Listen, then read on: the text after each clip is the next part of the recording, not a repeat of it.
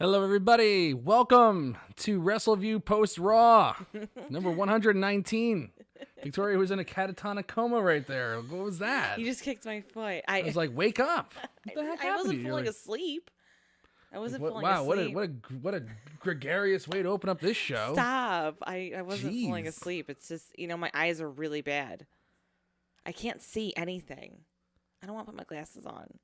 Okay. I just don't. Victoria's want to put her glasses on. I don't. Okay.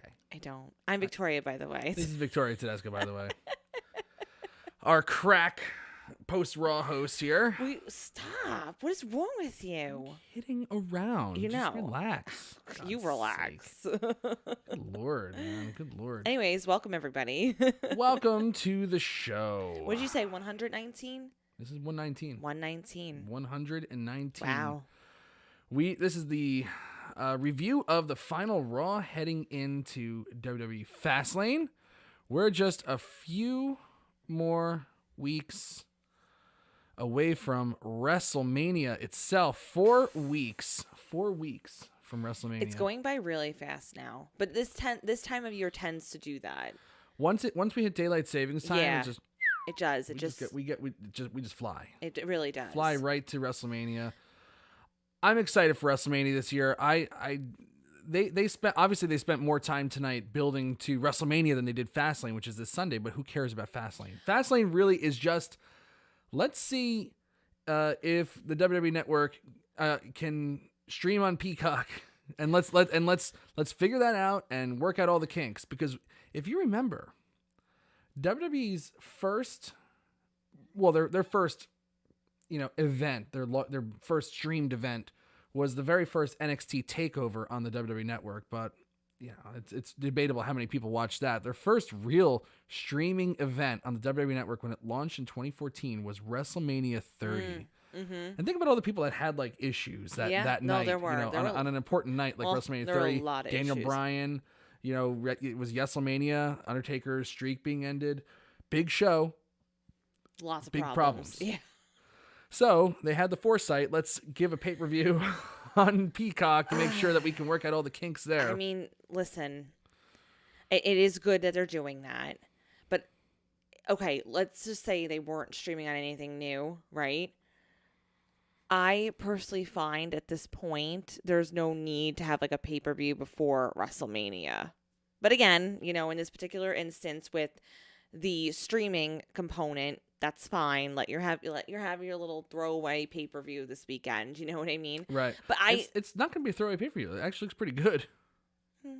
Yeah. No, I mean, we'll just put it this way. In the past, any type of pay-per-view beforehand is just almost just like, whatever. But yeah, this looks pretty decent. It does. It does.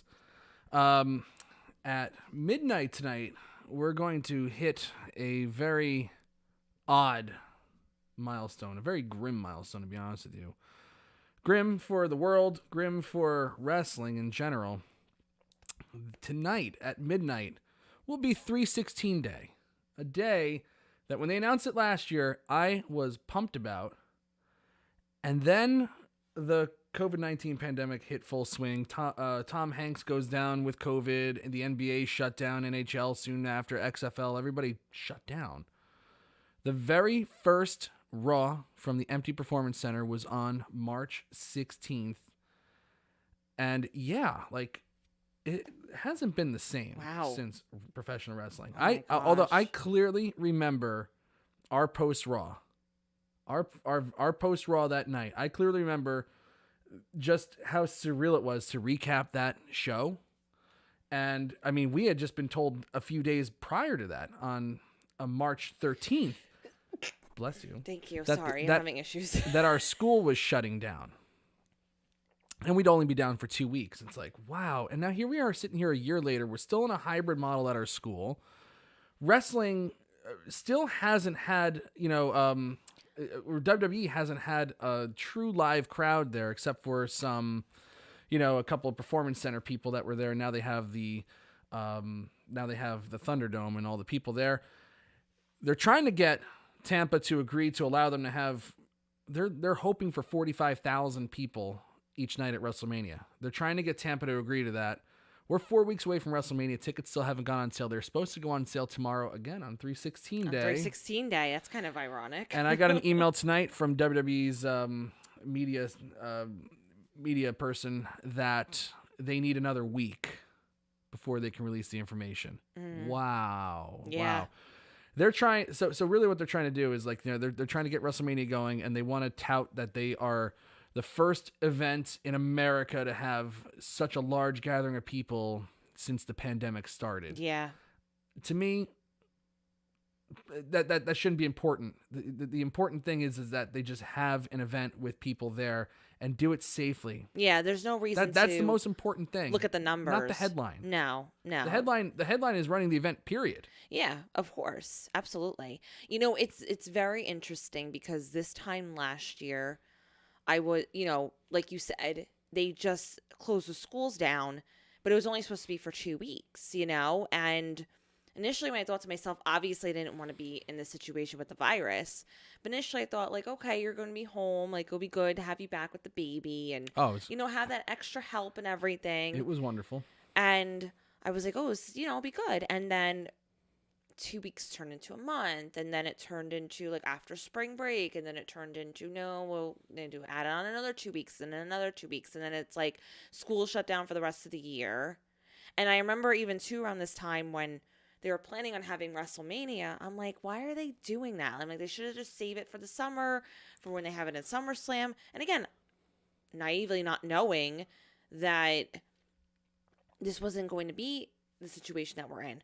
I genuinely thought we would be in school full time in September, unmasked, everything would be back to normal. No, obviously not. Mm-hmm.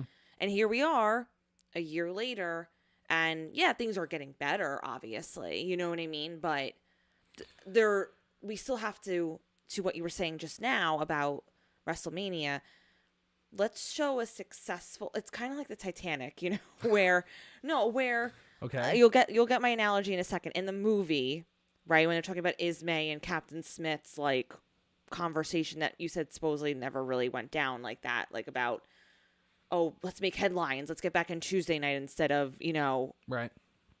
No evidence to support that. One widower. Right. No real evidence to support that. But the headline itself should have been, right? Like, okay, their first voyage successful, right? And everything else. Not a sinking ship, right? Because they had to just push the limits here.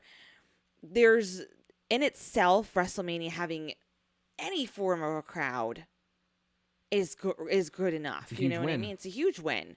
We don't need to have 45,000 people necessarily. I don't need 45,000 people. Let's just do it safely. I just need people in the audience again, and I need them safe, and I need them making noise. I need to see people reacting again, because that's the one. That's the one thing that I just miss so much. One of my favorite all-time wrestling moments was WrestleMania 18, The Rock versus Hulk Hogan. Now, the match, obviously, it's just a lot of smoke and mirrors. Hogan actually had broken ribs from a house show match against Rikishi. He was really banged up in that match. Not a big fan of Hulk Hogan in general, but that night was magical. And it was magical because of the people. And if the people weren't reacting the way that they did, that match would have gone over like a stale fart. Yeah. It would have been terrible. But the thing that I love the most, there's this guy, dead center, front row at WrestleMania 18. He's large, but he's so excited for Hogan, like being Hogan again. He had like that big 2002 digital camera. He took a picture, and there's a great clip of when Hulk Hogan hits the leg drop on The Rock. This guy takes a picture of Hogan, and I wish I could see this picture that this guy took, because it looked like he got a great photo here of Hulk Hogan mid-air dropping the leg on The Rock, puts the camera down, and you just see this guy go 1, 2, and he just melts when The Rock kicks out. And even when I think about it now, I get goosebumps. That guy's excitement is what, to me, just made that moment so much bigger. More, yeah. I'm just so happy that please just do it safely. Just get these people in there, have them making noise, and give them a hell of a show. Put every babyface over. Who cares? Your storylines suck anyway. Just reset after WrestleMania. Put every babyface over. Then go back to the Thunderdome with nobody there and change all the titles back the next night on Raw. Who cares?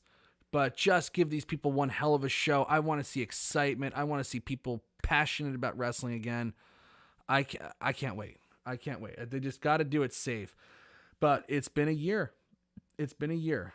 Over a year since the last paying crowd. That was last week's Raw. Yeah. That was the last paid crowd to see a wrestling event. And we went to the last pay-per-view. We went to the last pay-per-view the night before that. Yeah. And the next week they were shut down. It's incredible. It's incredible. Anyway, that's one hell of a milestone to have hit. I think we've all been in this longer than we ever thought. I think we've all changed. In some way, this pandemic has impacted our lives in severely negative ways. In quarantine, it wasn't all bad. For us, it was, spending more time with our baby. Other people weren't so lucky. I read a story today about, in the New York Times, about people that struggle with like addiction and stuff like that. And this one woman said, my husband for years was sober. He tried, the isolation was just too much. He tried a month and a half later, and now we're living with the effects of his alcoholism again.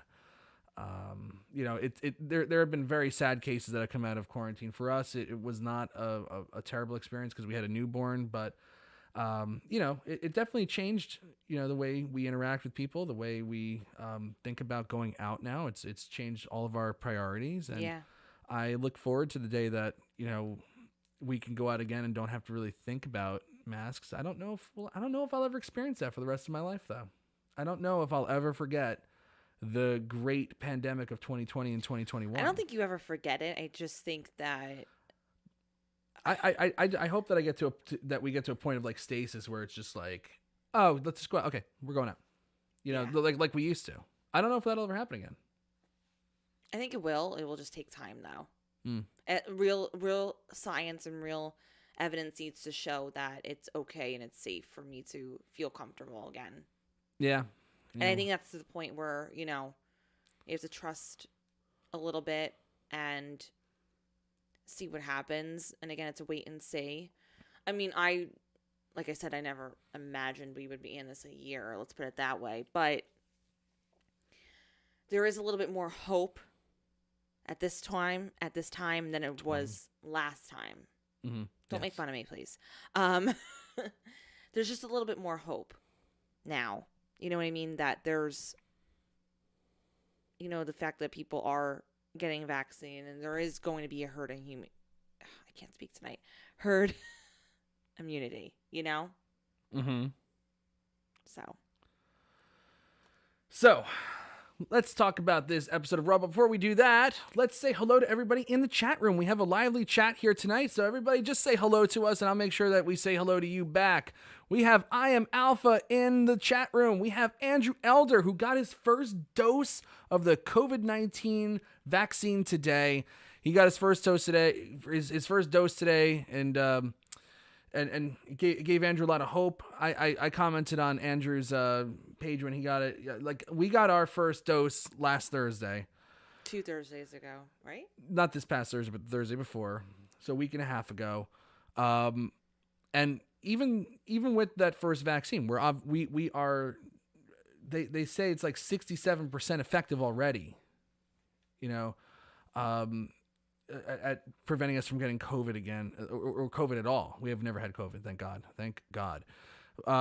But just having that first shot, like, I felt like, oh, weight was like lifted off my shoulders, already. It's like there is actual light in my tunnel now, actual light in your tunnel now. I'm a little nervous about getting that second shot because of, I've heard of all these people getting, sick from, flu-like symptoms from it. I just don't like being sick. I don't like having a stuffy nose and not being able to Right, not being able to breathe. That's what freaks me out. Yeah. So I'm not like I'm gonna die. I'm not afraid of that, but like I'm just afraid of like getting reactions and stuff like that. But I'm so happy for Andrew, and I hope everybody gets a chance to get the vaccine. Mr. V says he got the Johnson & Johnson one and done. He was tired for a few hours, but now he's feeling great. A friend of mine also got the J&J shot, and he also said he was tired. He was like wiped out for like a day. I just want to preface by saying this, and again, this isn't like a whole like propaganda type thing for the vaccine, for the shot. But if anybody who is kind of questioning in terms of, they're like, oh, why did they have you wait 15 minutes after the fact? Like, that seems skeptical to me. That happens with literally every shot. They do it with Liliana when she goes to the doctor. That's just typical. It's just to see if you have any sort of like, again, it's not even necessarily reaction. You're going to get side effects.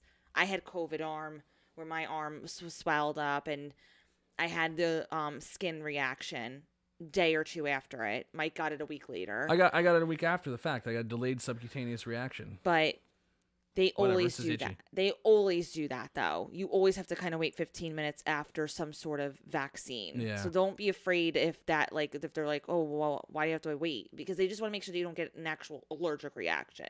Right. And they have staff there, just God forbid you did. They have staff there to take care of you. So everybody's trained. So don't allow that to be, because I get very nervous about stuff like that. Right. Michael Ryan got the Johnson & Johnson one, and he's a nurse. I wish it would have been sooner. Yeah, absolutely. Yeah, you should have been first in line to get one. Mr. V says the light is shining through our curtains, of course. Quentin Walters here in the chat room. He says nobody wants this COVID shit, and Quentin knows better than anybody. Oh, absolutely. Ashley is in the chat room morning from 316. Good morning, and happy 316 day to you. No, he's in the UK. Oh, okay, so okay. It's already in full effect. He's already had a cold one this morning in honor of 316 day. Oh, good for Daniel. Daniel's getting his at noon, and we want to wish Daniel a happy belated birthday. Yes. Like and subscribe to our video. Quentin Walters wants you to do. Please, if everybody in the chat room right now, we got a couple people watching this show. Like the video now, please. Like and share, subscribe, do the whole thing if you haven't subscribed yet. Juan Alarcon, hello, Mikey and Vicky. Hello, Juan. Hello. We said hello to I'm Alpha already. Let's say hello. Well, CJ was here. I think he had to go, but CJ was here. He was in the chat room for a little bit, chatting away. We have Sweet Louis Veraldi in the chat room. Our buddy Lou. We had Nafis. Nafis had, you guys have had the worst day of 2021 so far, so I'm going to sit this one out. Oh, well, Nafis, we hope you are okay. We'll reach out to you later. We miss Nafis. We love Nafis. Kit Dyson in the chat room. Hello, Kit. Hello, Mashoon Walls. Good evening, Tedesco and Peeps. Hello. All right. Let's see. Am I missing anybody? I don't think I am. Lamar Lott. Hello, Lamar. Hello. And I think I got everybody for now. Somebody said hello anyway. Only Mike wished me only one. Where were you, Victoria? That's what Daniel wants to know. You didn't wish him a happy birthday on Facebook? It might as well not have even happened. It might as well. If you don't make it Facebook official, it didn't happen. Listen, I am terrible with Facebook. Okay, I really am. I'm not good with, and just in general, I'm not good with birthdays. I know your birthday. I know her birthday. I barely remember my mother's birthday. That's bad, I am horrible with birthdays. I'm always getting the text from my mother, it's so-and-so's birthday today. And I'm like, whose birthday? I forgot my aunt's birthday. When was the that? Weekend. Oops. Which one? It was Terry. Oh, poor Terry. She's my godmother. See, I don't remember birthdays. I don't. So I apologize, Daniel. Oh, well. It's nothing. Oh, well. Daniel did call you out, so maybe Daniel's gift should be being on the list. Being on the list or off the list? Being on the list. He called you out. He just called you out.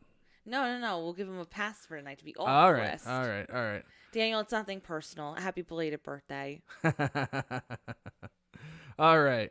So we said hello to everybody in the chat room. All right, let's get to this episode of Monday Night Raw, March 15th, 2021, 364 days since 316 day last year. Wow. What a journey it's been. So Bobby Lashley has, number one, they kick off the show with an announcement that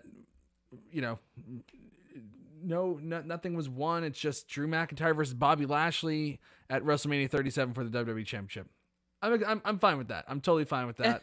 It's gonna be a good match. But I was just like, wow. I mean, okay. I guess there's like they're having Drew versus Sheamus this Sunday at Fastlane. They certainly could have done something where it's like, oh, winner goes to WrestleMania. Well, that's where I feel like something's a brewing, but we'll talk about that in just a moment. Yes. I also feel that way too. Now, Bobby Lashley got this awesome friggin' entrance since he's been champion. Wow. Oh, Jorge Oliva's here. Hey. Jorge Oliva. I think it would be a good idea to have Lashley retain at WrestleMania in a triple threat versus Drew and Sheamus. What do you think? We're going to get to that. We're going to get to that. Jorge. He's reading our minds. He's reading our minds here.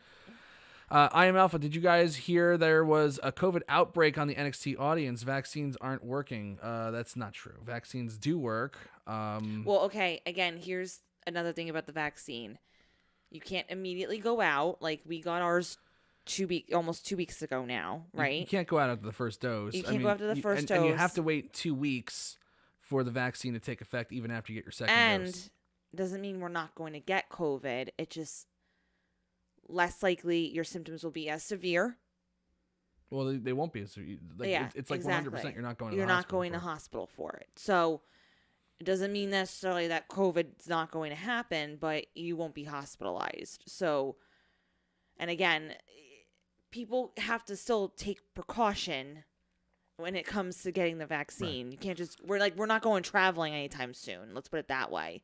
The reason why I want to get it, we wanted to get it, we have to take Liliana to the doctor. We don't feel nearly as or even when I have to go grocery shopping, I don't feel nearly as uncomfortable.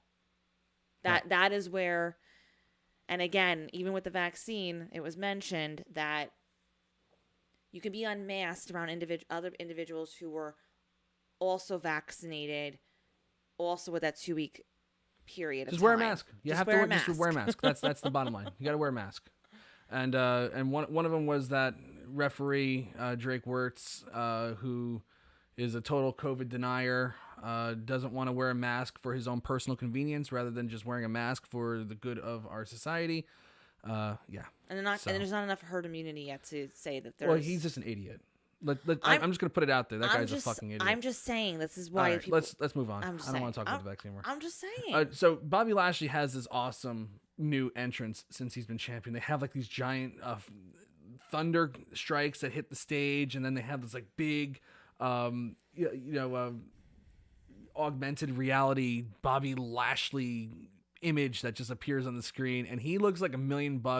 Bobby Lashley is he is just doing awesome as a champion right now. I really like this guy so much. Corey Howell's here. Hey, Tedesco, what's going on with Andrade? We're going to address the COVID outbreak and Andrade at the end of the show. After the Raw review, we're going to get to those as well. So make sure you stay tuned throughout. But there's definitely something to be said for both of those things. Anyway, Victoria, you want to recap this first segment here? Sure. Yeah. No. So when after the awesome entrance that you said that Lashley comes out to with MVP, is sweet. I'm going to see if I can find it online. And he comes out looking strong, looking almighty, like an almighty champion. Looks really, really good. There's certain confidence that he has when he, is coming out, and MVP introduces him. Lashley starts to also talk about how, it's been a long journey, these 16 years to get to this point, but he's here to stay and he's here to be your champion and nothing's going to get in his way. Then my favorite person of all time, favorite wrestler of all time, makes his way and interrupts and says, gives his congratulations, gives his due diligence by saying to him he comes out with Morrison too, but saying that 16 years is a long time to become champion and congratulations to him, but he is asking for that rematch because he says, I've worked really hard too, and we could be the next big rivalry of all time if we. Wow, could you imagine Drew McIntyre? The Miz and Bobby Lashley on par with The Rock and Steve Austin. Oh my gosh, yes, comparing himself to the all great rivalry matches. Miz, watch yourself. But he does that, and Miz should be on the list for saying something like that. Lashley's looking a little, pissed off. Let's just put it that way. That Miz would even dare say something like that to his face, right? When they say when you put the glasses on, that means it's business time. Well, I can't see. I really can't. I gave in. I cannot see. I have it zoomed all the way, people, and I still can't see it. Clint Walter says Victoria plus glasses equals smoking. Oh, thank you. There you go. And then all of a sudden we have Drew McIntyre who's coming out, who we do indeed find out that he is his opponent. He is Lashley's opponent at WrestleMania. So he makes his way to the ring, and he also is congratulating Lashley, but says that he's also, had to work his way up to attaining his championship. He's also had to fight just as hard. Uh-huh. Miz kind of like, talks in the background and is saying how, can't count me out. Yeah, we actually can. McIntyre's like, yeah, I actually don't care about you. Giving that old McIntyre, like, yeah, whatever, pretty much at this point. Do you have any comment about John Morrison's hair? Everybody wants to know. Oh, do I have any comment? Since you're like, the hair queen. Am I the hair queen? Is that the word on the street? I say you are, but what do you have to say about this hair? I don't believe it. I actually don't hate it. He's a weird looking guy. If you had it, I would not be happy with it. I don't hate it. Okay. I think it works for Morrison. I don't think many people could pull it off. Let's just put it that way. But it works for him. It's not bad. All right. It's not bad. It's something edgy. So, right? Sum it up. What happened in this segment? McIntyre comes in and again, he calls him a bald bitch. Calls Lashley a bald bitch, which, how dare you do that? Obviously, angrily, Lashley attacks McIntyre when he's at, McIntyre's down on the ground. Then Lashley runs out of the ring. Miz starts beating up on him, taking his chance. And then we have good old Sheamus who comes out and he starts attacking Lashley. That I liked. Really good stuff. I like that a lot because I've been pushing, saying that Sheamus is friggin' on. He's just hitting on all cylinders. I thought that we all thought that this rivalry with Drew McIntyre was just like, oh, it's just so forced, like it just happened out of nowhere. But then it they had the breakup angles. Like, okay, are they going to stretch this out to WrestleMania? Yes. And then they had that great interaction at Elimination Chamber, and I've just been dying to see more of that. Yeah, they've been giving us more of that on free TV. Twice on Raw. In the last 2 weeks, and now we're gonna get it at Fastlane, and it's like, man, Sheamus. I think about him, like he's always like the guy that like kind of gets like screwed. He had a good long run with the title in 2012, but since then it's just kind of like Sheamus is like, the forgotten man almost in WWE. He had a run with Cesaro that was really good with the bar and stuff like that, but like, Sheamus was like the backup for Daniel Bryan at WrestleMania, and obviously that got blown off, and Sheamus had really nothing going into WrestleMania 30, that legendary WrestleMania that was upended by CM Punk walking out and this and that. I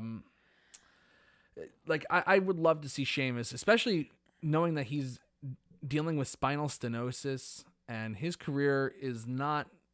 It's got less days ahead of it than it does than before. More, than it was before. More so.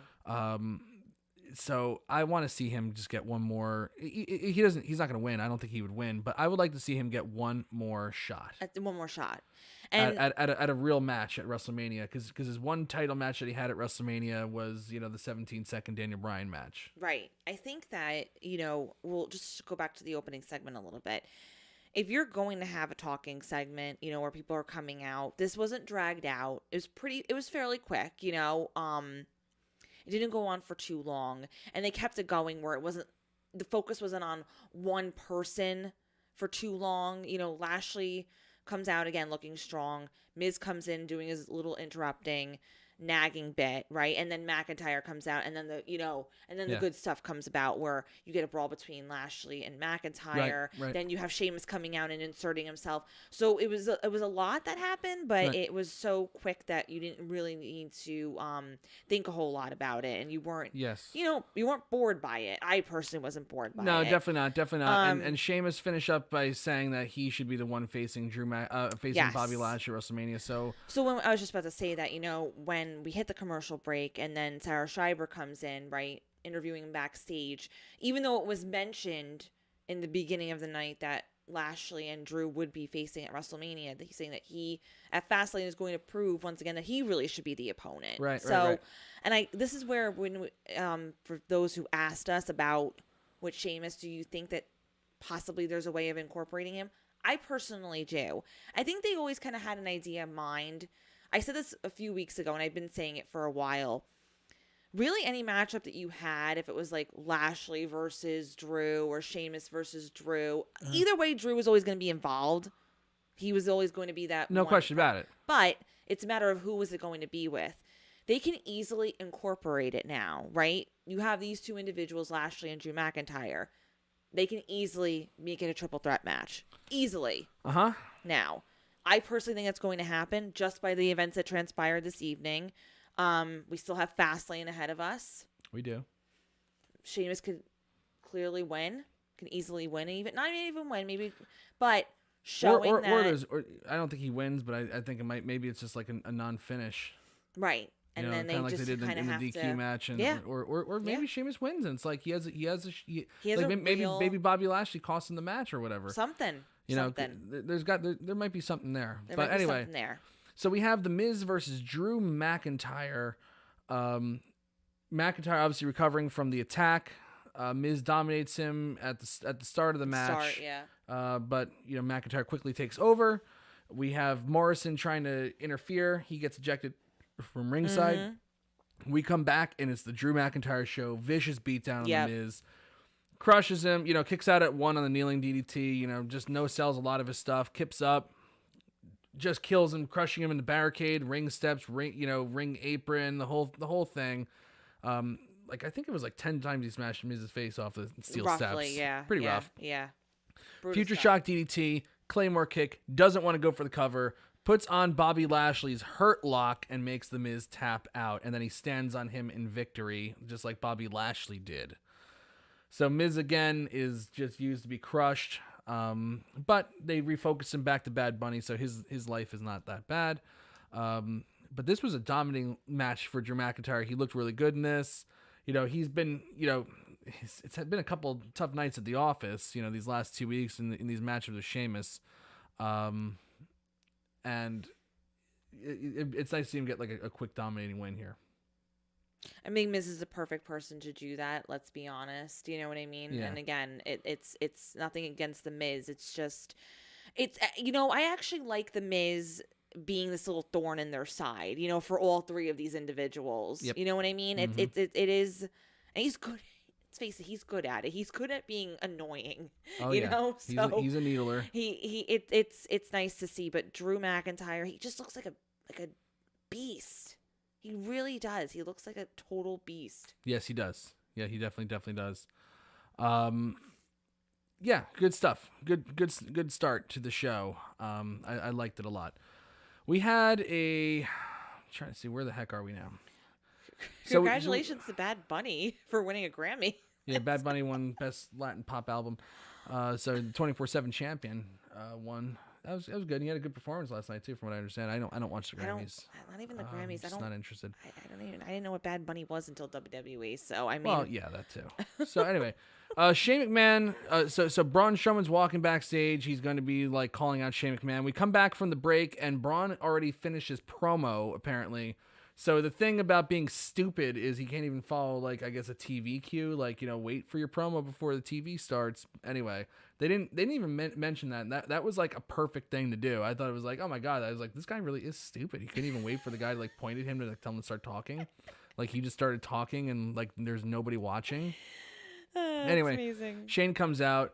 Braun does this whole stupid ass style. Oh God, this feud sucks. It sucks. I don't know what's happening. Anyway, So Braun does this whole sob story. Look at Braun Strowman. Look at him. You think that guy was ever bullied in school by guys like Shane McMahon? You think the smart kids were going up to Braun Strowman and bullying him? Give me a fucking break.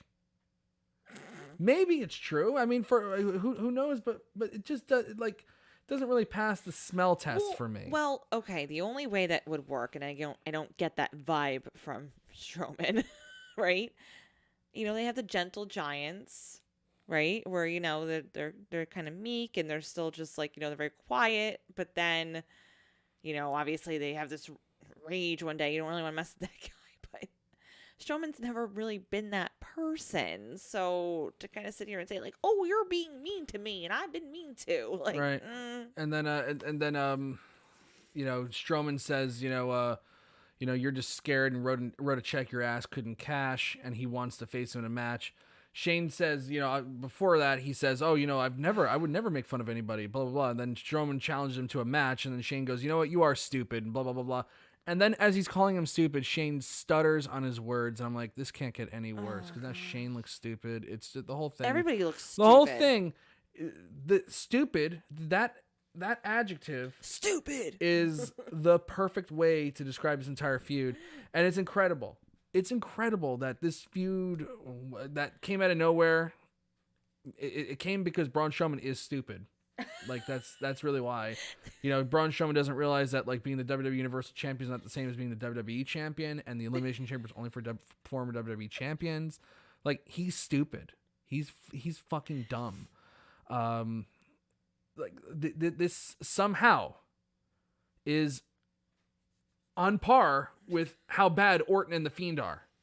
It's going to be a fight to the death at the end. Exactly. Between Orton and The Fiend and Strowman versus Shane McMahon for the worst feud of the year. And it's amazing that they're happening simultaneously. Well, isn't it also amazing how we had this really good like opening segment and then a good beat down on McIntyre and a good match with The Miz, and then all of a sudden it's like this stupid platter comes about. Right. It just sucks. It just really sucks. So anyway, Shane accepts a match against Braun Strowman for later tonight. We have Mandy Rose and Dana Brooke versus Naomi and Lana. We see that they're backstage just enjoying each other's company. R-Truth comes up dressed as Stone Cold, thinks it's 316 day, but he's a day off. By the way, happy 316 day, everybody. It is now over. It is past midnight on the East Coast, so it's 316 day. Here, at least. And happy future 316 day. Happy future 316 day to anybody else in Central and those who already have it celebrating it. Pacific. Anyway, this match it was fine, but of course, like, how can you take these people seriously? Like Mandy Rose, Dana Brooke, they're like a nothing tag team. Naomi and Lana, nothing tag team, doing no favors for anybody. Mandy Rose and Dana Brooke go over in this match, but like in the middle of it, Asuka comes out and makes her return and gets in a brawl with Shayna Baszler during this match. Like that had to happen during the match. It couldn't happen after. Because they don't care. Because they literally don't care about these women. It's as they're wrestling, they're saying, "Oh, these teams are fighting for a title match at WrestleMania." It's like, who on fucking earth would want to see any of these four idiots have a match at WrestleMania? They've been put over so poorly. You can't even say they've been put over at all. Only way I want to see any of these four is not in these situations. Like I want to see Naomi. I don't want to see them in a better situation, and I would love to see Mandy Rose in a better situation. I don't really care for Dana Brooke or Lana at this point. I really never have, to be real here. But it just you're a masochist if you want to see this match. It irks me to no end that this is Women's History Month and this is the stuff that they're putting out. It's getting worse. Well, the SmackDown's doing a little bit of a better job. This much better. But Raw's a disaster. Although they did redeem later on in the night, but this was a disaster. Because of one person, though. Just the redemption because of one person. Yes, I know. You can't rely on one individual. No shit. But at least there is some redemption. No, though. You get your rants. Okay, this is my rant. It's not okay that we're going backwards with these women. It's not okay. It's not okay. I'm sorry. I know it's not. It's. But okay, you're gonna blow it over of like, okay, moving on. But it's like, but this is the problem here. We can't treat these women like moving on. Well, these whatever. aren't valuable women. These are not valuable to their future. Like Mandy Rose is like so phoned in at this point. It doesn't matter. Again, like, what are you doing with Naomi? Nothing. She deserves better. Maybe, but since she's come back, she hasn't really been that great. But it's not entirely her fault, though. Maybe because she has nothing she can sink her teeth into. There's nothing. But she's been the background character to Lana. There's no to Lana. I know exactly. I mean, nothing against Lana for Christ's sake, but it's like we've had the thing with Nia Jax now. We've seen it. She's gone over on Nia Jax. We got the My Whole match. The thing culminated. It's like it's time to move on. But we can't because there's no women on this roster. Right, but they need to do something about it. It's so. I know we've talked about it a million times. It doesn't matter. I want to go on my rant now. Yeah, I know. But I'm just saying it's not okay. We can't be complacent with these females. But they are.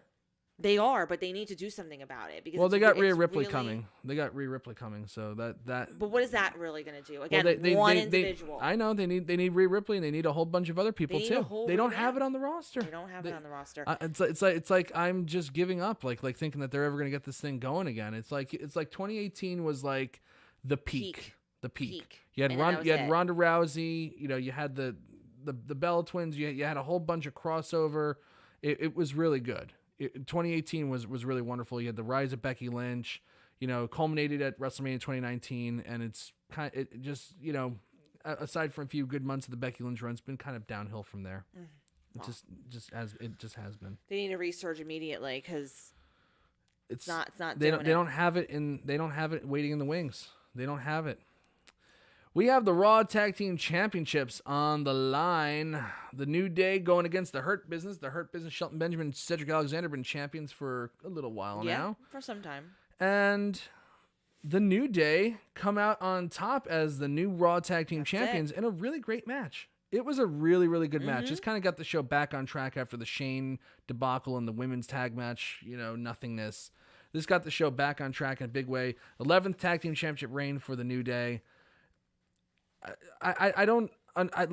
Yes, they're not the Road Warriors. They're not the Hart Foundation. They're not like all these great mythical tag teams of the past, that have really been just, hyped up into oblivion. And they'll never be that. For some people, there might be, a colorful reason why they'll never be that.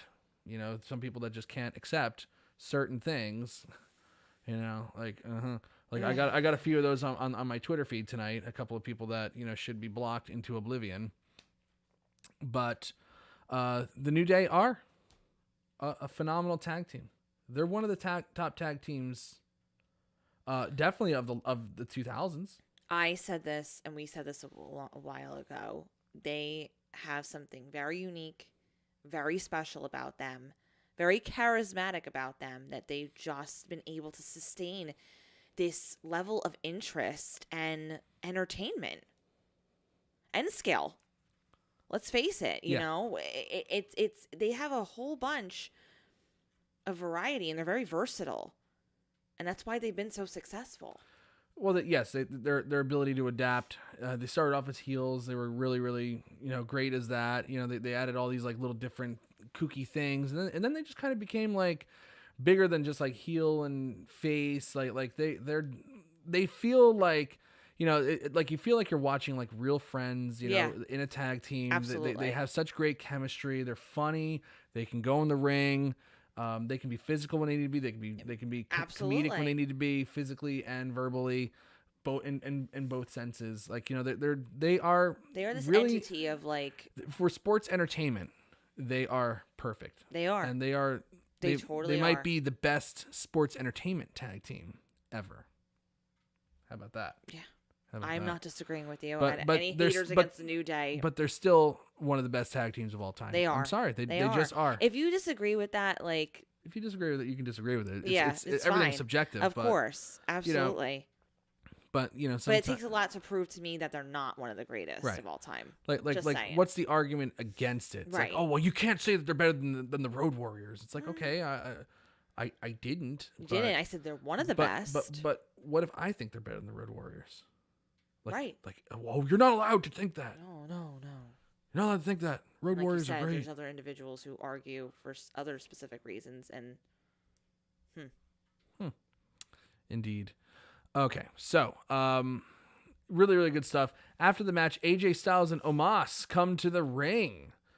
This was surprising here. So New Day looks curious as they come to the ring. AJ says, it's amazing you guys got these titles just in time for WrestleMania. What's this, your 11th time? Actually, I don't care. I've been WWE Champion, Intercontinental Champion, United States Champion. I fought The Undertaker at WrestleMania. My bucket list is getting low.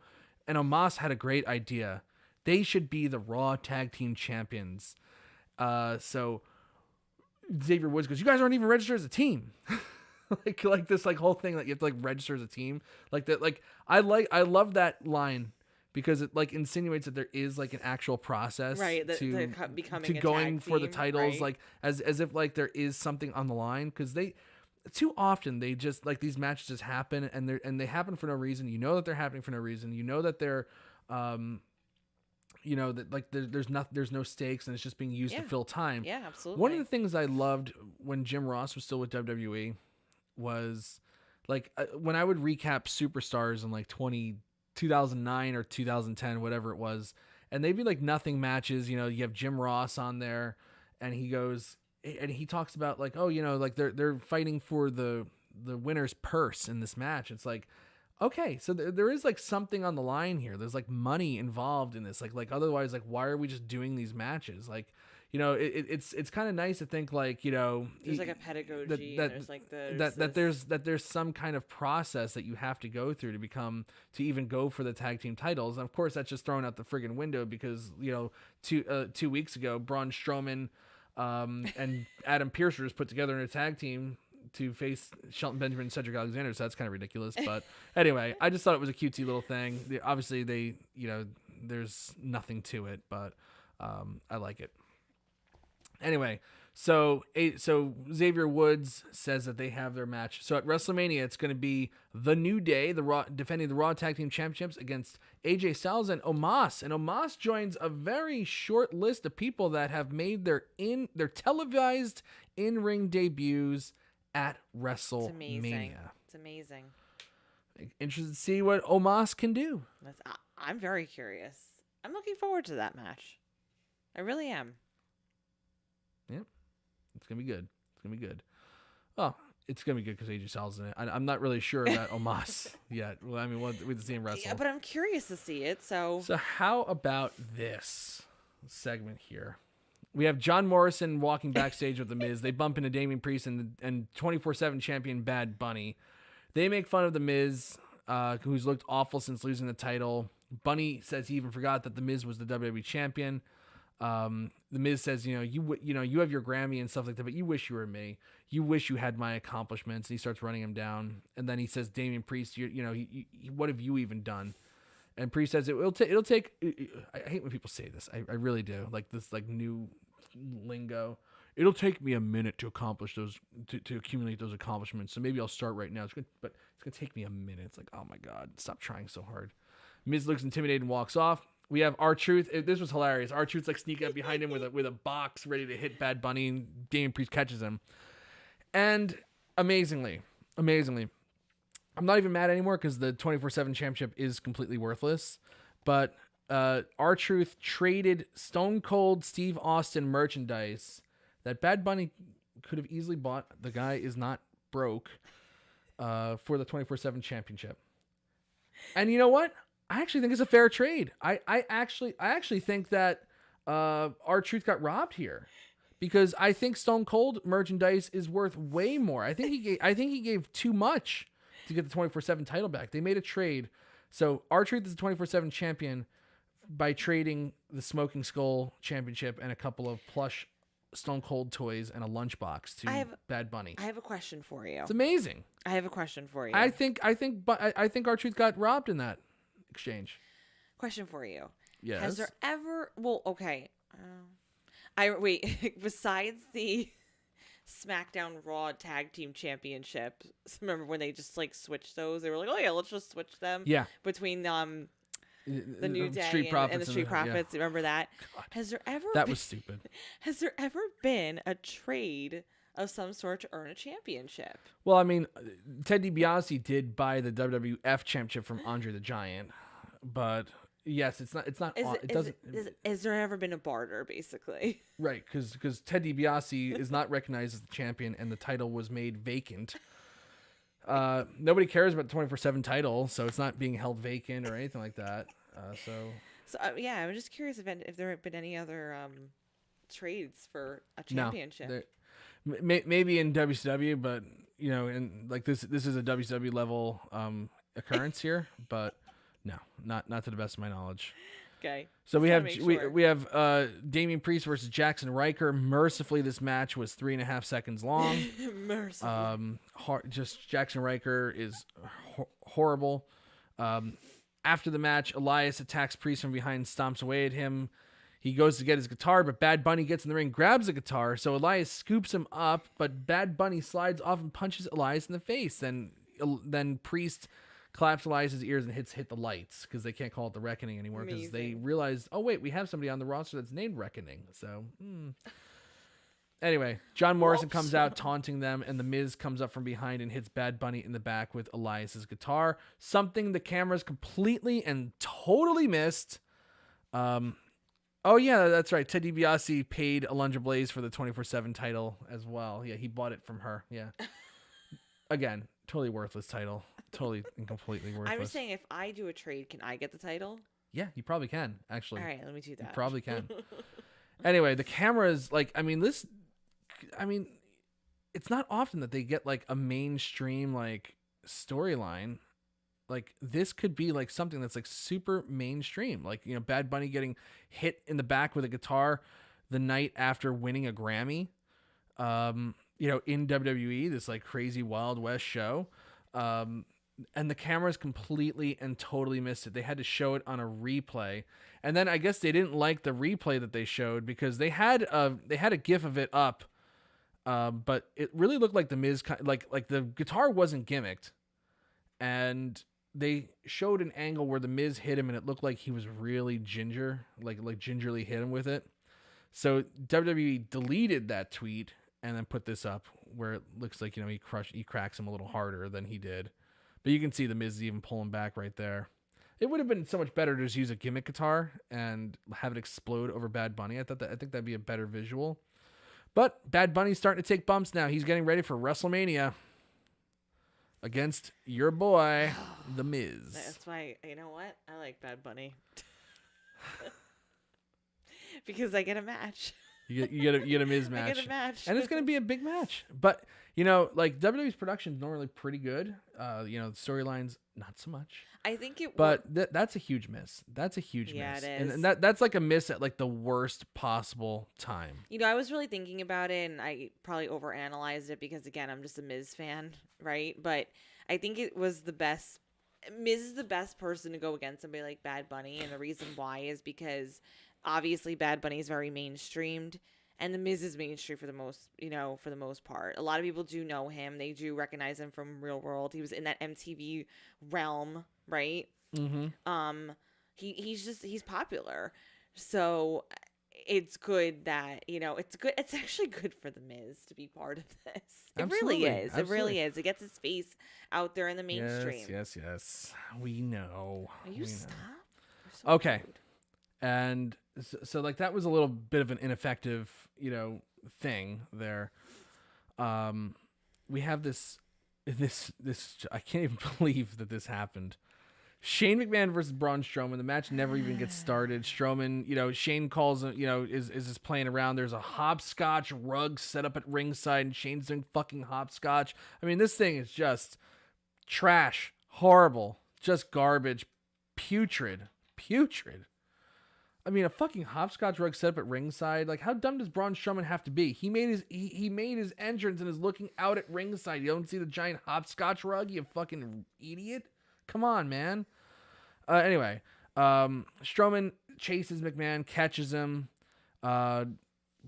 just crushes him. Kicks him in the chest, kicks him in the barricade. He goes to do the Strowman Express, and Shane wipes him out with a camera to the face. And Shane he's kicking him down. He's hitting him with the camera, and knocks him onto the table. Hits a leap of faith, and I gotta say, Shane's like, I believe he's almost 50. You spoke about this. Here, I'll get it up. Yeah, you look it up while I show the gif of Shane hitting the leap of faith on Braun. Ooh, boy. Braun Strowman got crushed with a leap of faith. Look good. He's 51, actually. He's 51. Yeah. Like Shane McMahon needs to. Ooh, I never actually showed the gif. Yeah. How about that? Wow. Who's stupid now? Like everything about this this segment's stupid. It's making me stupid. Like, come on now. He's got some hops in there still. That's Shane McMahon. If I were his wife, I'd be like, no, you're not doing this anymore. Please stop. Well, this is why you want it to stop. Like, it's not enough to like hit him with the leap of faith. Like, that's good. Just end it there. Instead, No. Shane McMahon brings out slime, leftover Nickelodeon? like leftover slime from like an episode of Figure It Out from 1997. Like, what? What the hell are we doing here? This is like the Kids' Choice Awards. That was actually pretty nasty, slamming that bucket on him, though. It's so dumb. Why? Like, what's with the slime? They never even explained it. Like, is it like he's dumb like an ogre? Is that what he's trying to say, or something like that? I don't know. Nobody knows. It He was why? he was on Nick Jr., Braun Strowman. Does that have anything to do with that? But nobody Well, would know yes, that. he should be punished for being on that show. Ryan's Mystery Playdate. NV hates that show, too. Oh, my. I hate Ryan. I hate you, Ryan. Stop. He's a child. Ryan's Mystery Playdate. God, he's a child. Your show is terrible. That show sucks. And his parents rig every game for him to win. The kid needs to learn how to lose. Kids don't know how to lose anymore. And Ryan is like the prince of, poor sports. What a loser. Ugh. He's a child. He's a loser. He's making millions of dollars. He's a loser. Anyway. Wow. I hate Ryan. Anyways. Bastard. Braun Strowman was on Nickelodeon, Nick Jr. Yeah, anyway. Yeah, I don't know why we're doing green slime. Maybe Summer Sanders will be the guest referee at WrestleMania for this stupid match. But when he poured the green slime over him, I'm like, okay. We did it. We passed The Fiend versus Orton. I don't know if we passed it, but they're on the same They're level. like tied. They're They tied. they are tied. It's tied. They are tied. It's tied. It's definitely tied. They're tied. Apparently, Braun Strowman and Shane McMahon are going to face at Fastlane, but it's going to go to WrestleMania, and there's going to be some fuckery involved. There's going to be what's going to happen is Braun Strowman's going to put slime on Shane McMahon. Oh wow! I can't wait. Be like he's going to powerbomb Shane off the roof of Raymond James Stadium into a vat of green slime. That's what's going to happen. It's going to be great. Oh my god! Can't yeah. wait. Oh yeah! Just like Lady Gaga descending from the ceiling. It's going to be that kind of visual. It's going to be amazing. From the halftime show at the Super Bowl. Yeah. Anyway, Alexa Bliss is going to face Randy Orton this Sunday at Fastlane, so The Fiend is finally going to come back. Woohoo! 2 segments back to back. Fiend and Orton, Braun and Shane. Fastlane, they Perfect. should not have back to back with those. Fastlane, I hope that when those matches, I hope they are back to back, and I hope that Peacock totally fails at that exact moment. Just at that so moment. nobody That's sees all. it. That's all. Andrew wants to know if Ryan is as bad as Caillou. Caillou- Ryan makes Caillou look like the greatest children's show on the planet. I cannot stand Ryan. No, Caillou. Total nerd. Well, here's the thing with Caillou versus Ryan. His stupid little laugh. His face. Caillou, His the reason dad why... is like a giant cuck. Like something just like, I don't like him. I don't like his message. He's entitled. That's why. Yes, I don't like it. It's definitely an entitled show, and like this whole. Well, really, it's honestly, I take it back. Ryan, you're a great kid. It's really his parents are using him as the cash cow. Those two cucks, losers. No, Caillou is not. I would say no because I don't want to get into a whole philosophical debate about children's characters here. Let's just finish recapping Raw for God's sake. Fuck Caillou too. Anyway, Asuka comes out. She's facing Shayna Baszler. Shayna Baszler gets her in the Kirifuda clutch, where Asuka kicks back and pins Shayna. So Asuka wins her comeback match after having a concussion and a tooth knocked out from her head. And then she absolutely goes nuts on Shayna Baszler and crushes her. Just crushes her. The referee actually has to save Shayna here from being totally devastated by Asuka. Why on earth have they not been giving us this Asuka? Since SummerSlam, pretty much, Asuka's been like a total non-entity on this show. She was like the background character for Charlotte Flair coming back. They were tag team champions for like a few moments, and Asuka was never featured. Like they never really fought together. They never really appeared together. It was just a random, comeback. And why did it take Asuka getting a concussion and a tooth knocked out for them to start booking her and treating her like something other than an afterthought? I don't know, but this is what I want to see: a strong woman who is dominating, who looks strong, who has a purpose. This is more of what we should be seeing. And granted, when you compare them to the men, not every male on the roster is, again, that strong, powerful entity, but you should have a lot more going on for these women because it's been proven that they can do it. And Asuka is a prime example of an individual, again, who has many layers to her where she's a strong face, she's a strong heel, whatever position you put her in. Again, with the exception of the time from, SummerSlam until now, right? But she is a major, major contender. She is one of the most, she's one of the greatest of our current era in women, right? Mm-hmm. And she should be utilized like so. Right. I agree. You're not gonna get an argument from me on that one. Anyway, she looked great there. Really, really good. We have Riddle versus Mustafa Ali for the United States title. Retribution costs Ali the match by accident. Not much of a match, other than this like really nasty neck breaker off the apron to the floor. Riddle beats Mustafa Ali. Amazing that instead of doing Kofi Kingston versus Mustafa Ali at WrestleMania, which makes total sense and is the only reason that you could really justify Retribution at this all. point. Yeah, exactly. They're not only not doing that, Kofi's in a match now against Omos, Omos's debut match, and Mustafa Ali and Retribution are just doing nothing.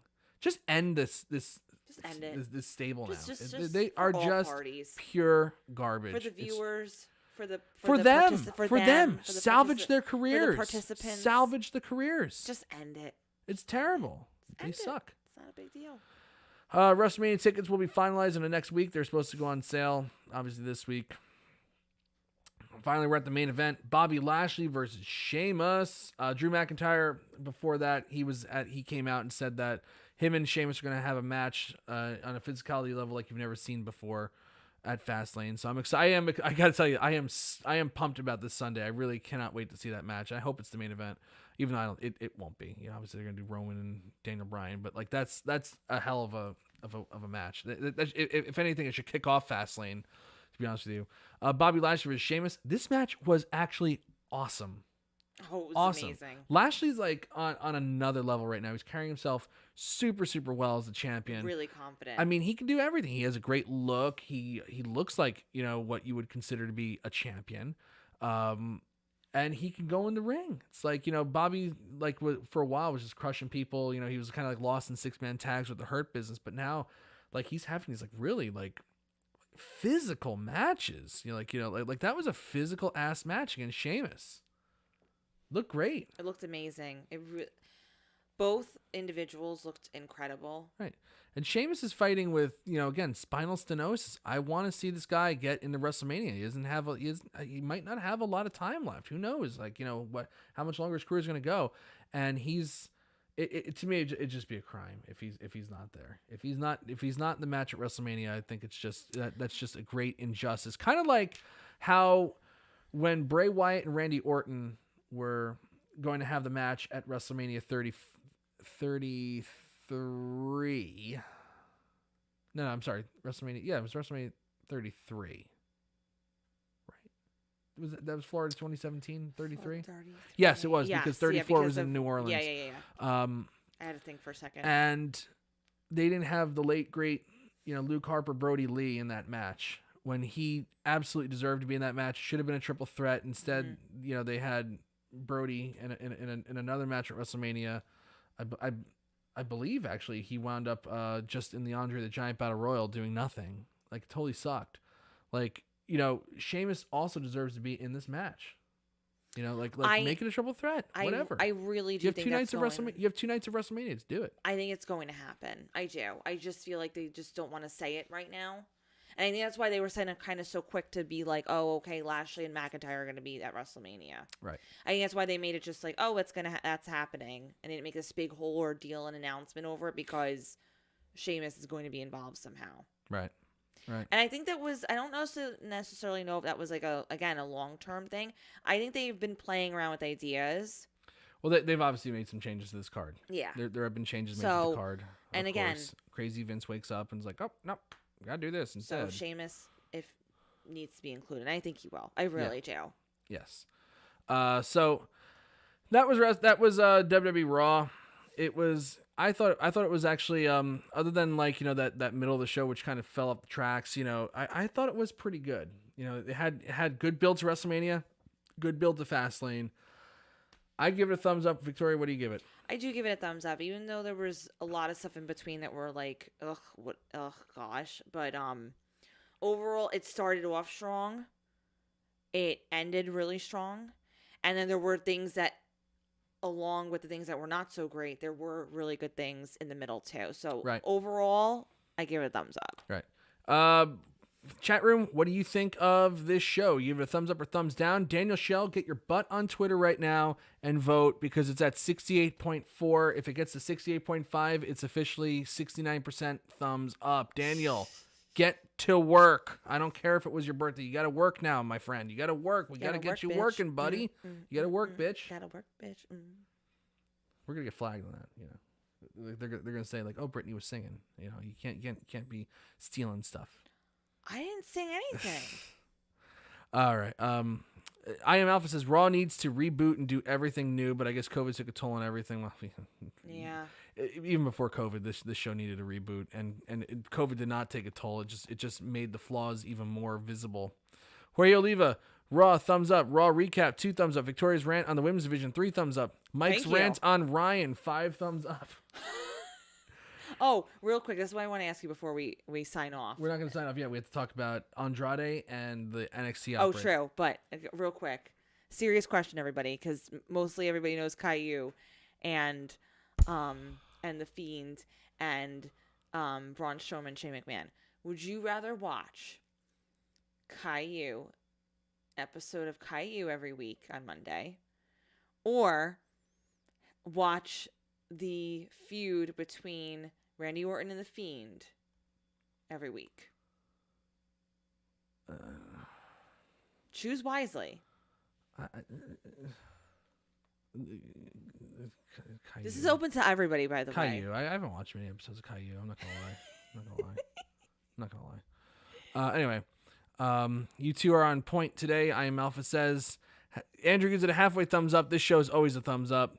Brian gives it a thumbs up. Looking forward to Fastlane. Victoria's Glasses gets 69 thumbs up from Quentin. Oh, thank you. Give Raw a thumbs up. I liked Asuka back from I Am Alpha. Recap is a thumbs up from Quentin. 316 is also a thumbs up. Machine Walls thumbs up again. All right, excellent. All right, so before we sign off, obviously they had another breakout in NXT. We don't know who has been affected yet. We'll know more on Wednesday when we see who's there and who isn't there. Yeah. But I really hope it doesn't affect Jordan Devlin and Santos Escobar because and it sucks. It's like, obviously we're very close to TakeOver. They're going to be doing the first half on the USA Network and the second half on Peacock, which is on your birthday, by the way. I don't want to see like those TakeOver matches I'm kind of looking forward to be taken out because, you have fucking Drake Wirtz, being a douchebag, not wanting to wear a mask and bringing COVID into everybody. Yeah. It's like, give me a break, like some of these guys, need to go. Like Steve Cutler Deanna Peraza says that he was fired because he was fired because he went to a party and posted a video where he wasn't wearing a mask.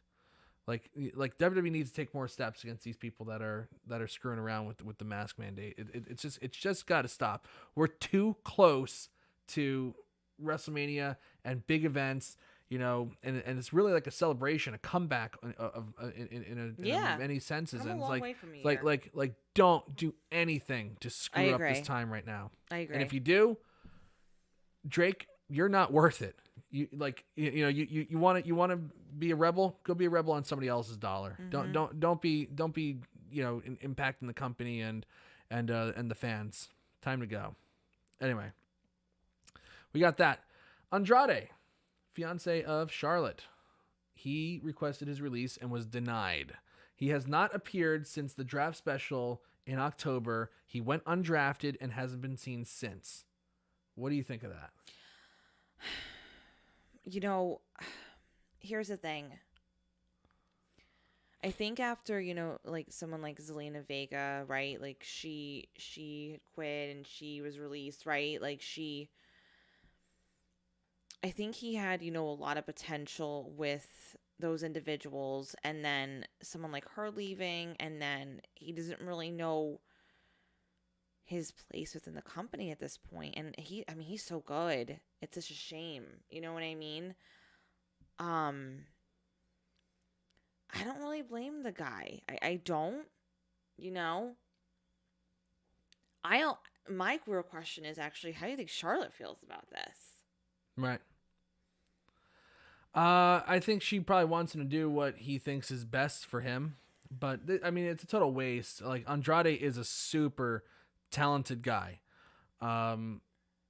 Yes, there is a language barrier there. He doesn't speak English well. You can work around that. Or give him a fucking manager. Like that's what Selena was there for. Why did they make him talk? But that's what I'm saying, though. But Vince is like, oh, god damn it, I can't understand him. Whatever. That's the end of him. But that's what I'm saying, though. Think about the embarrassment of riches on this roster. You have Angel Garza, who is just so smooth in the ring. He's excellent. Really, really just a great talent. You have Andrade, La Sombra, like he's excellent performer. But that's what I'm saying, though. Excellent. I think the shift started to happen, and I think for himself, I think that Zelina Vega was a good individual for him, right? Well, duh. But that's what I'm saying, though. I think he's thinking to himself, like, they're not doing the right thing. They're not getting me a manager. They're not doing. He's been off television for 6 months. He's not injured. He's been coming to the show. He's been backstage. He's been taking photos of Charlotte Flair. It's like at some point you got to shit or get off the pot.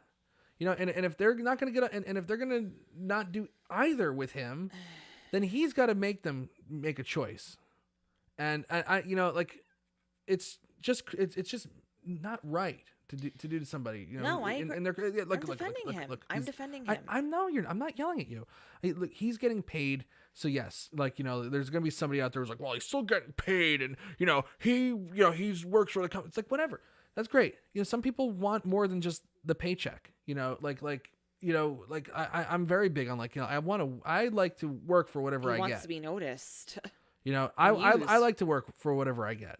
I don't want to just be given something. My whole life, I've had opportunities to be handed certain things in my life. I've been very blessed in my life, and I've turned down opportunities if I do not think that I've deserved it. And that's not a lie. You can vouch for me. No, yeah, it's very true. I turned down a whole career because I just didn't want to do it, because I didn't think that I would ever be able to look in the mirror and say oh, I did this on my own. Mm-hmm. I'm very, very big on doing it on my own. You're very big on that.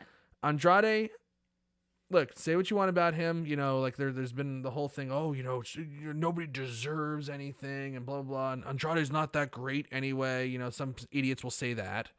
And that's fine. You don't have to think that he's that great.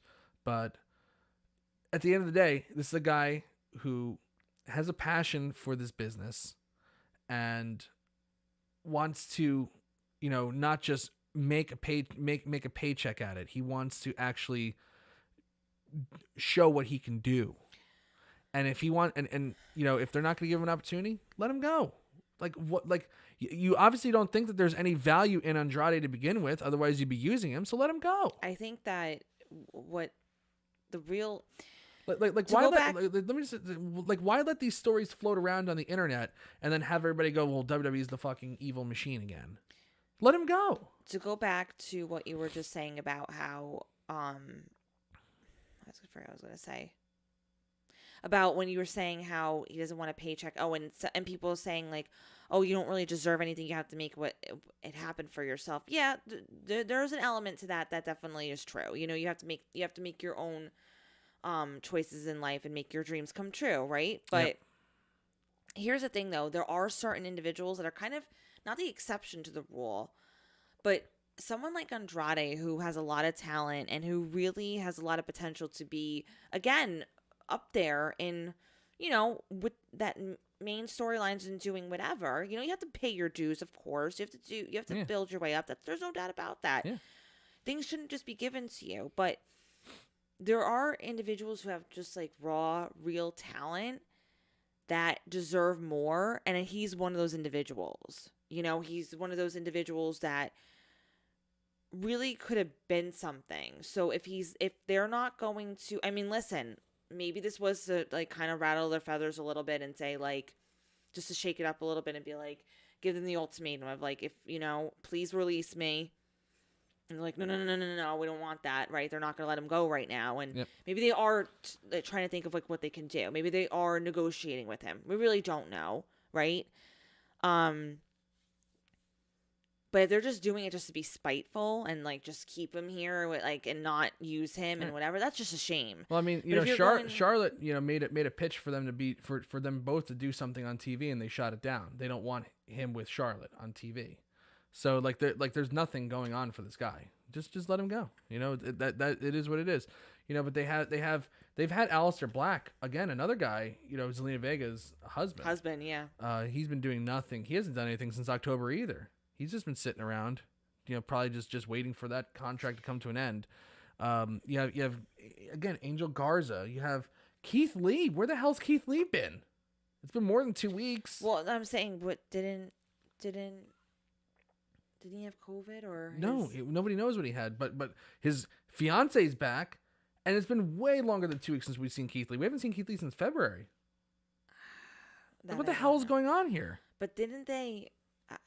Keith Lee's a different story because I thought they were putting it back. They were putting like the brakes on him for a little bit. He was going to win the United States title, and then, you know, then something happened, and he wasn't at Elimination Chamber. Crazy.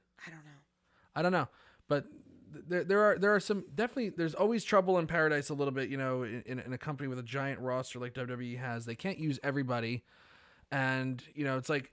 It's also just not right to keep people, you know, hostage, to hold people that don't want to be there, and then you just make yourself look bad at the end of the day. Let him go to AEW and, you know, try and whatever. He's not gonna make it like I will put my career on the line and say that, you know, if Andrade goes to AEW, he's not gonna make a difference, you know, like a huge difference there.